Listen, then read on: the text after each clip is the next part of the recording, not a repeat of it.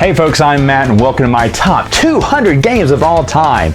All right, let's do this. At number 200 is basically a children's game called Shark Mania. Shark Mania, you are these pirates and you're rolling this die and you got a choice. Do you move the amount of the die or do you take that many coins? Because see, at the end of the game, whoever has the most coins will win. And those coins have different values on them. So if I had 2 coins and you had 3, but both of yours were worth just 1 each and mine were worth 2 each, I would actually win the game.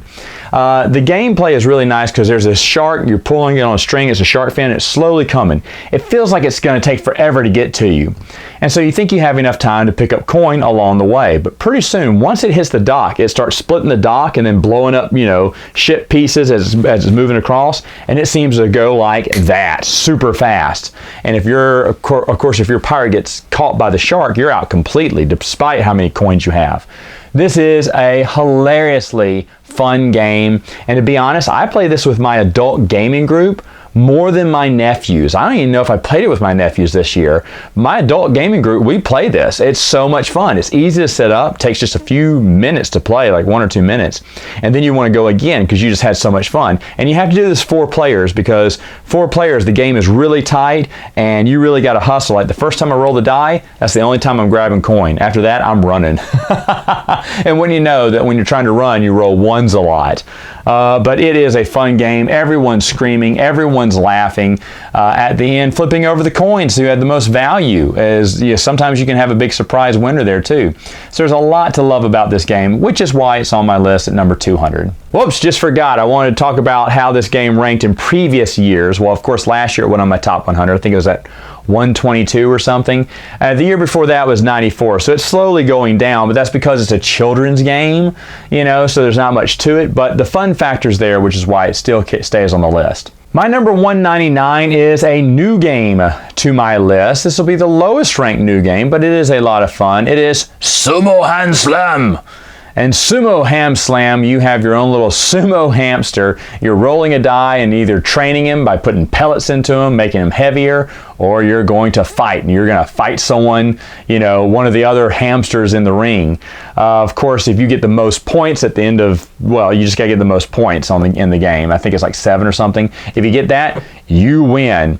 Sumo Ham Slam is a game for kids. Again, this is another children's game here that I put low on my list because it's a children's game. But I'll be honest, this game would rise a lot higher if those pellets that you feed them were a little bit more weighted. I don't know if they make that big of a difference when you're putting a lot of pellets in there. I'm sure they make some difference when you're fighting other ones, but the pellets are light themselves. Now the game says, hey, use pennies. I'm like, dude, why can't you just get some scrap metal and just give us heavier pellets? I don't understand that. There's a vintage game I had that did the same thing. They use the same mechanic. You could put pellets in them to make them heavier. It's called Fat Chance.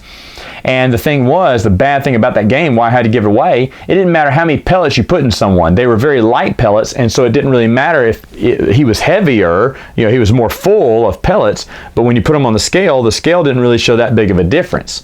So these hamsters aren't really weighted by their pellets. So my nephew said that we would start using pennies afterwards because they really love the game. It is a fun game. Now, for kids, this is something that you probably should get because I got to admit, it's a lot of fun. They got little magnets on the bottom of them, and you got these little magnet sticks, and you're shoving them under there and controlling them across the board and just knocking the other person. I don't know if there's strategy involved here, but it is a lot of fun. Sumo Ham Slam.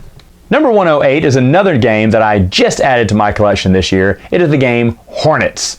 In this game, you are a bunch of hornets and you are flying around this field getting nectar and creating honey for victory points. And of course, whoever has the most victory points after so many rounds wins the game. Now, I like this game for several reasons because there's a modular scoreboard, meaning you can switch up what flowers are going to, there are certain flowers that are closing down and you're going to collect the points on that. And you can switch up which ones those are. You can switch up the numbers. So change the game up slightly.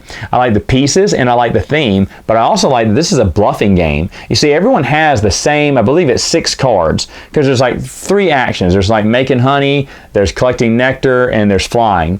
Now there's the good version of that, which lets you do things regular-wise. Then there's the mean card of that, and they're labeled. They'll show you which one's mean and which one's nice. The mean ones get you a little bit more honey, or a little bit more nectar, or let you fly a little bit farther. So why why wouldn't you just want to play the mean ones all the time? Because if the majority at the table plays the mean one, there is, instead of the benefit, they're going to get a penalty, everyone who played the mean one. So it's this, fake, double fake going on. They're like, we all need to get to that flower because it's going to score. I'm going to see, he may play this one. He probably won't play it. So I can get away with playing this if they don't play it. So maybe I can get that, super ability here. And sometimes you just play, I've seen people do this strategy where they just play with just straight cards. They're not going to do anything mean because they don't want to suffer a penalty. It's a really intriguing game.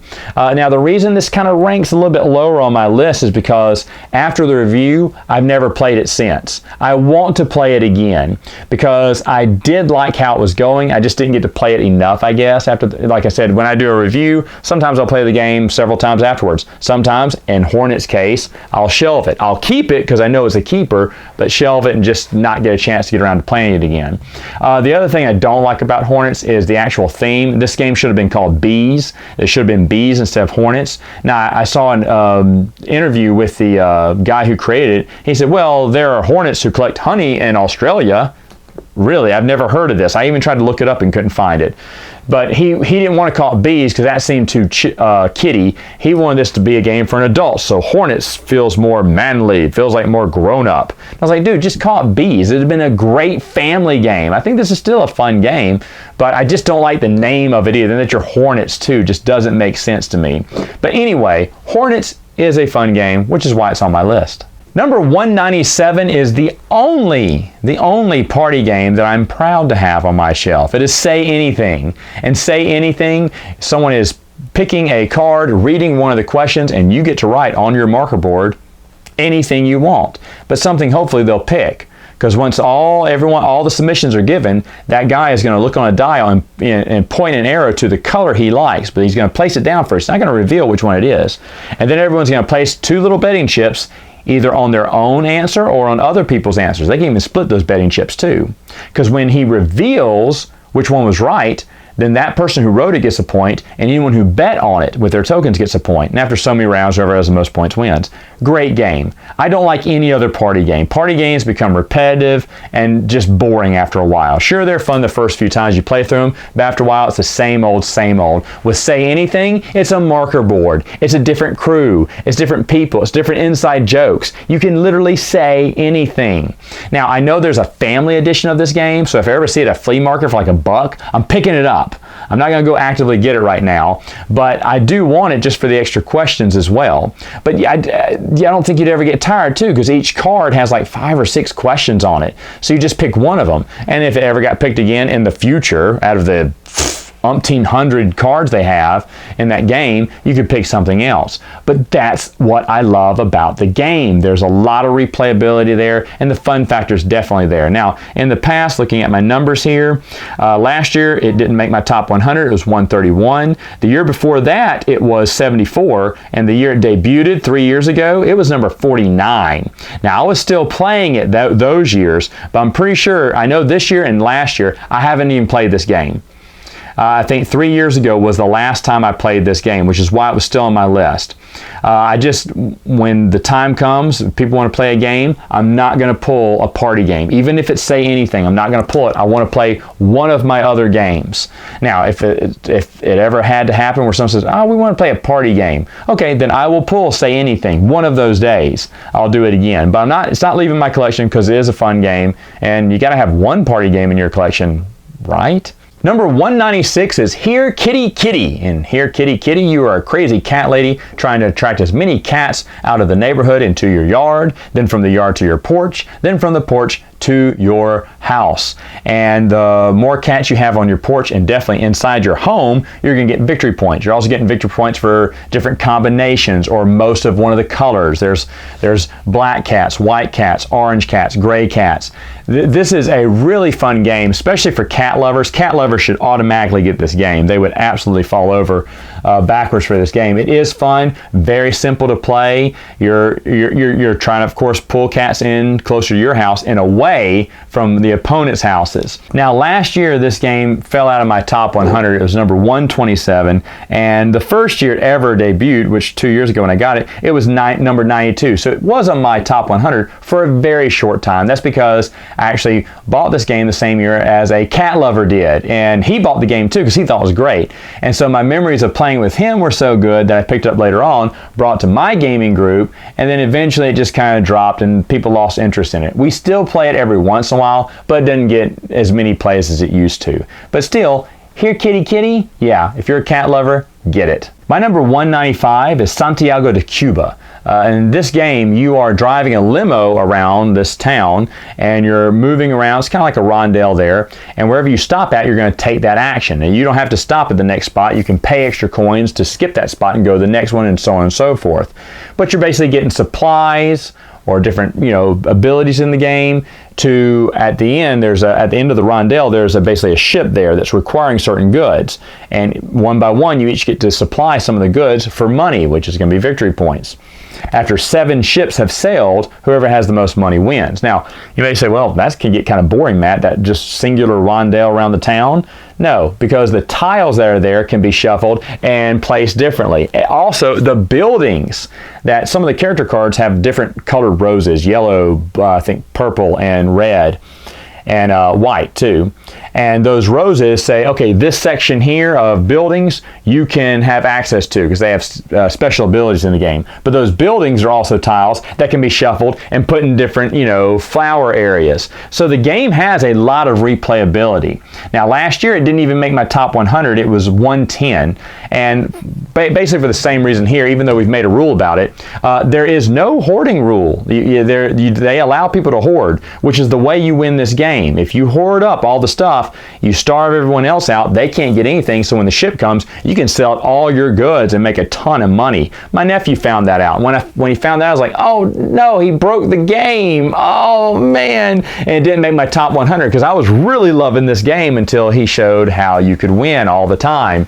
So what I did this year is we instigated a rule from another game called Finca, where they have a no hoarding rule. And so we instigated that one. Now with that rule in effect, gameplay was a little bit different. However, the game still shot down, what's that? I have it written down here, 85 spots there, basically because a lot of the other newer games are getting in my collection now, but also because we didn't play it that much. I think we only played it once this year. And a lot of these games maybe I only played once, but some of them I played a couple of times as well, but Santiago de Cuba wasn't one of them. I do enjoy it, but I can't recommend the game because A, it's not perfect, and B, it costs a ton of money online. I don't know what people are trying to think selling it for that much. My number 194 is another, I want to call it a children's game, but maybe just a family game, Smugglers. Smugglers, you are rolling the dice and moving, I believe it's a little monkey, into one of the openings of these little gates. And they're different sizes here. And you're taking basically Play-Doh in a way. It's something like Play-Doh. And you're stuffing a jewel in there. A salty or sweet snack. Red for sweet, yellow for salty. There's also a purple gem, which is a stink bomb, which has other ramifications in there. But you're trying to create the biggest ball that's going to fit through that entrance. Why not just make a small one to easily fit through? Because at the end, if more than 2 of the balls slip through the entrance, then you have to measure them on a little scale to see whose is the heaviest. And only the top 2 get to sit in the chairs. The other one, or the people who don't make it through the gate, go into the barrels and they have to be inspected, which means the guy's going to guess, I think you have a salty, or you smuggled a sweet, or maybe he guessed that you smuggled your one and only stink bomb. Ooh, that'd be bad. Either way, the game has a hilarious fun factor there where you're just trying to get either 5 salty or 5 sweet, or a combination of both to win. The game on my list, the first time it debuted a few years back, it was number 83. Then it went to 105, just fell out of my top 100. Now it shoots down 89 spots to 194, although I'm not really sure I know why. I do still enjoy the game, and to be honest, this is a big game for my gaming group. They always enjoy playing this game, but I guess when I was just ranking it, other things just got outranked. I don't really look at my list from the year before, but this one did fall quite a bit, and I don't have words for it except for new games coming into my collection, which I'm sure was a big factor there. But this is another favorite in my gaming group, so it's never leaving my collection. It's always fun. Smugglers. Number 193 is Monster Menace America. This is one of 2 Avalon Hill games I have. I have Queen's Gambit. It was on my vintage list. But Monsters Menace America, basically you're these big giant monsters like Godzilla, King Kong, even though that's not what they're called. And you're stomping across America, destroying everything in your path. But watch it, because you also, in tangent of owning a monster, you also are in control of the Army, Navy, Air Force, or Marines, one of those 4. And you're using your Army, whatever it is, Navy, Air Force, Marines, to fight other characters on the board, and you're trying to hurt their monsters while empowering your own, because at the end, after the end of certain rounds, there's going to be a big monster battle, and you want to make sure you have the most power. There are these power tokens. I call them hot Doritos or bonus chips, because they're triangular flaming things. Anyway, it's not important. I'm going into too much detail in this game, but it is a really fun game. Now, this game, some people tell me, what about playing King of Tokyo, Matt, and King of New York? Yes, I love both those games, and those are a lot smoother and a lot lighter. This one from Avalon Hill, it's Avalon Hill, it's going to have a lot more strategy, and I do enjoy that. My gaming group loves this one too. In fact, I think someone else in my gaming group would put this on his top 10 now that I think about it. But for me, the only time it made my top 100 was 2 years ago. It was number 89, so it was at the bottom there. It went to 126 the year before that. It moves down another 67 spots, mainly because new games are coming in. To be honest, I need to look at this game because I'm positive it can go on my vintage board game list now, and maybe that's where it needs to go to get, a little bit higher ranking, because we do play it a lot, and it's still a great game. It's just lower on the list just because it's older, I guess. I don't know. But anyway, Monster Menace America, my number 193. Number 192 is Bombay. Bombay, you're walking around India on these beautiful looking elephant pieces that can actually hold the cargo you are shipping to. This is basically pick up and deliver, but each town is different. Some towns pay more for this particular color block than this one. But when you go ahead and fulfill their order, the neat mechanism is there's 3 different colored bricks on each city. It will take that top brick, put it to the bottom, pushing that second commodity up to the top and the next one to the bottom. Why is that important? Because if someone else, let's say I sold a purple cube and that purple cube went from the top to the bottom, the next person who sold purple cubes there wouldn't get paid as much just on the bottom. But when they made the transaction, purple cubes would go up in value because you'd have to take the next top cube off and put it at the bottom. I really like that mechanism. That's really smart. There's a few other things here too, to set up stores in strategic areas where a lot of elephants are going to be passing by. We call them toll bridges because you have to pay the toll road when you cross by that house. That person gets rupees. Rupees at the end of the game is how you win the game too. But for anyone interested in basic pick up and deliver with a beautiful theme, Bombay is right up your alley. Now, last year, I had this game ranked on my top 100, I believe. It was number, there it is, 95. Stupid phone, I lost my place here. It was number 95, so it dropped about 97 spots. But remember what I said last year, if anyone was watching, I said it's number 95, and if the missus who hadn't played it yet, if she likes it, it'll stay on my list. If not, it's going to drop like a rock. The missus saw the game, she thought it was cute, she loves elephants, which is why I got it. I thought, oh, she'll love this. It's a simple, easy to understand game with elephants. She looked at it and went, now y'all can play that. And I was like, oh, and I knew that was it for Bombay. But if you need a simple pick up and deliver, might I suggest Bombay. And finally, at number 191 is a new game in my collection, and it is a Queen game. Yes, the first of many Queen games I'll be talking about. This one's called World Monuments. World Monuments, you are basically collecting all these bricks and then building whatever monument is featured in that game. There are several monuments in the game. You just pick one that that's going to be the goal of that game. And the thing is, bottom row is the least amount of points. On top of that's more points. On top of that's more points. Third row, fourth row is going to be even more points. So there's a little bit of strategy. But if you're like, well, who would want to play one brick at the bottom because everyone else is going to play on top of it? They're going to get more points than me. Yeah, but if you're stuck with bricks at the end, they're worth 0 points. So you may as well get one rather than none. And the only thing that, only reason this game gets marked so low is I didn't get to play it much. Actually, I didn't play it at all after my review. So I played it a few times, did the review, and it got shelved and lost in the shuffle of all these other beautiful games. So I do want to play it more. Either way, I love World Monuments. It's a fun game. Proud to have in my top 200 at number 191. Well, folks, look at that. We are already 10 games in my top 200. I can't wait to talk about the next 10. See you then.